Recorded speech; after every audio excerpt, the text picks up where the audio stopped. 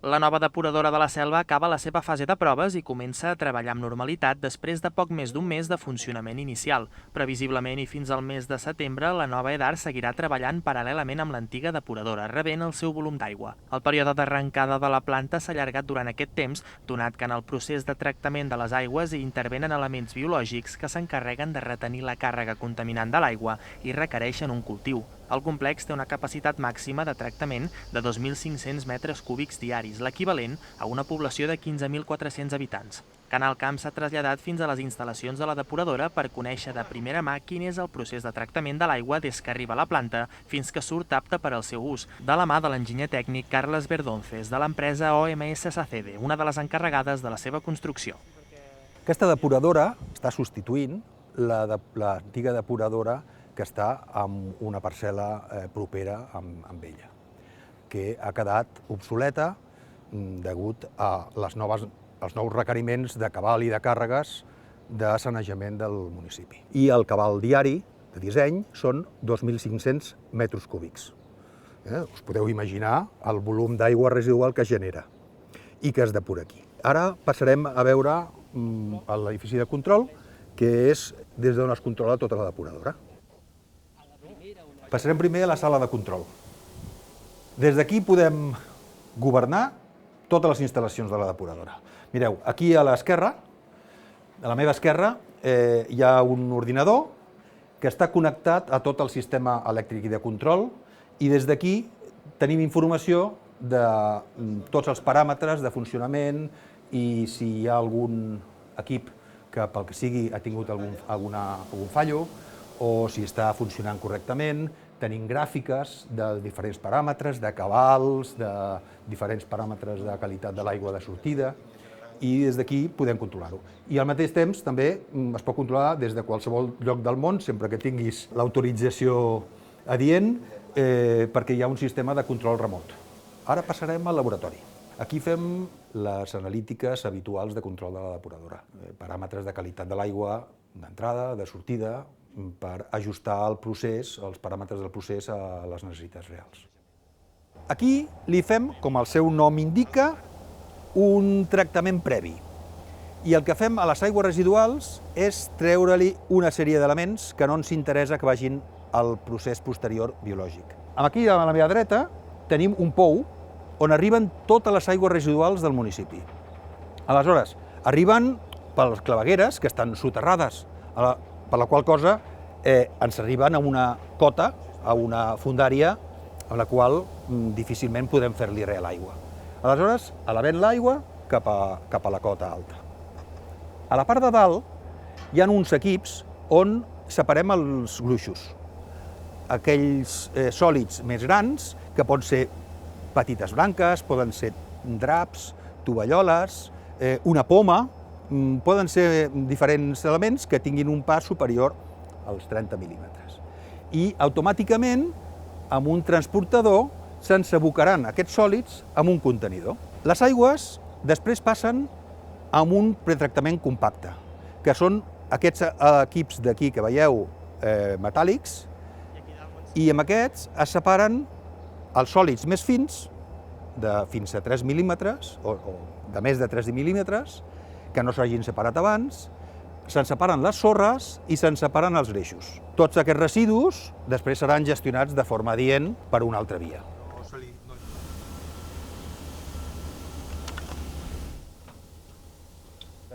De la contaminació, diguem. Amb aquests reactors el que fem és el mateix que fa un riu, però tot en un espai molt petit. Depurem de forma natural i aprofitem també tots aquests microorganismes que també estan amb el riu i aquí els cultivem. Aquests bacteris fan com nosaltres, respiren, però també mengen. I què mengen? Matèria orgànica, mira, més o menys com nosaltres. Però la matèria orgànica disponible que tenen és la que hi ha a l'aigua residual, que és la contaminació que nosaltres tirem a l'aigua. Aleshores, aquests microorganismes són els que ens depuren, alimentant-se de la matèria orgànica i respirant de l'oxigen que li aportem. Uns bacteris que són aerobis. I per cultivar aquests bacteris aerobis li hem d'aportar aire. I aquest aire l'aportem amb unes màquines que estan dins d'aquest edifici i que ara anirem a visitar. En aquest edifici, en aquesta sala concretament, tenim 3 bufants. Les bufants agafen aire de l'atmosfera i l'injecten amb unes conduccions que després, a través d'elles, aportarem l'aire i amb l'aire l'oxigen al reactor biològic. Les màquines que s'han instal·lat aquí tenen una eficiència superior a les que habitualment s'instal·len a la major part de les depuradores. Tota la sala està insonoritzada també, totes les parets insonoritzades, inclús el que hi ha les entrades, les reixes d'entrada d'aire i de sortida, tenen un sistema d'insonorització per minimitzar la sortida de soroll de dins de la sala cap a l'exterior que pugui molestar aquí a l'entorn. I ara anem cap al biològic. Aquí és on fem el procés biològic i li diem reactor biològic. Aquest reactor biològic té una forma de carrusel. De carrusel vol dir que l'aigua la fem circular en un sentit de carrusel, com veieu, i això ho fem gràcies a uns acceleradors de flux que tenim submergits. Aquests agitadors el que fan és creen un flux en forma de carrusel i això el que fa és que els microorganismes que es van creant uns flòculs no se'n vagin al fons i sempre els tinguem en suspensió. Aquí anem aportant aire de forma intermitent, amb les màquines, les bufants, que hem vist anteriorment. Amb un sistema de difusors, que són com uns discs, amb unes membranes perforades, on surten molt petites bombolles d'uns 2 mil·límetres de diàmetre, i aquestes bombolles surten des del fons i van pujant fins a la superfície. I amb el seu recorregut transfereixen oxigen de l'aire a l'aigua. I aquest oxigen que queda dissolt a l'aigua és l'oxigen que necessiten els bacteris i d'on agafen els bacteris per respirar. El següent pas és clarificar-ho.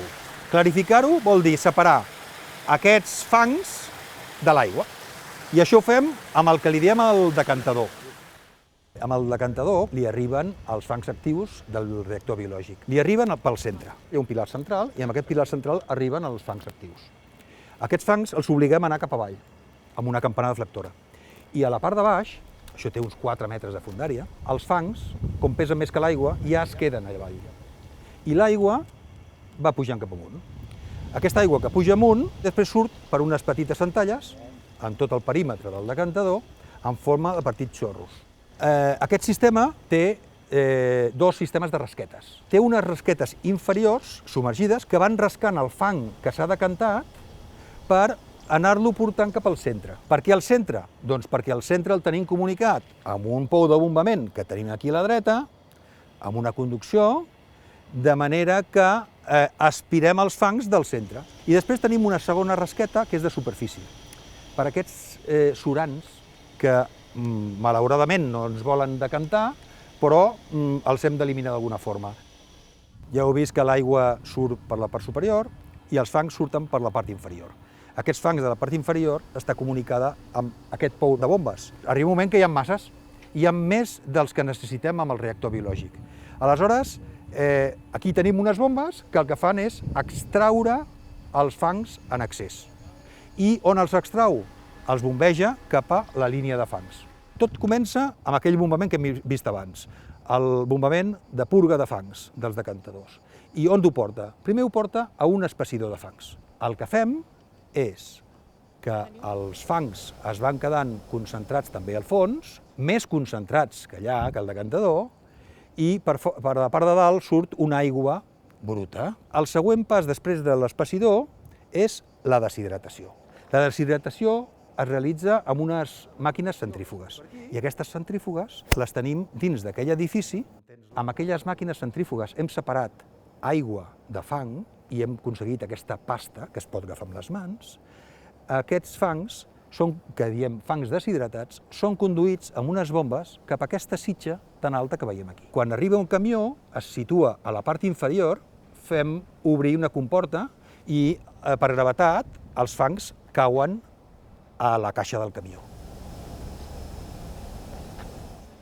El que fem és fer passar a través d'aquesta torre l'aire brut vol dir que fa pudor, i aconseguir que per la part superior surti un aire tractat que no fa olor. Quins aires o quines atmosferes ens interessa desodoritzar? Desodoritzem tota la línia de fangs, és a dir, l'espessidor, la sala de deshidratació i també la sitja de fangs.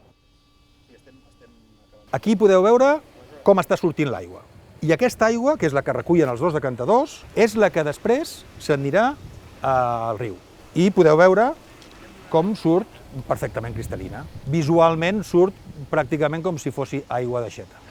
Evidentment, això no és prou, perquè això el que s'ha de fer és analitzar-ho al laboratori.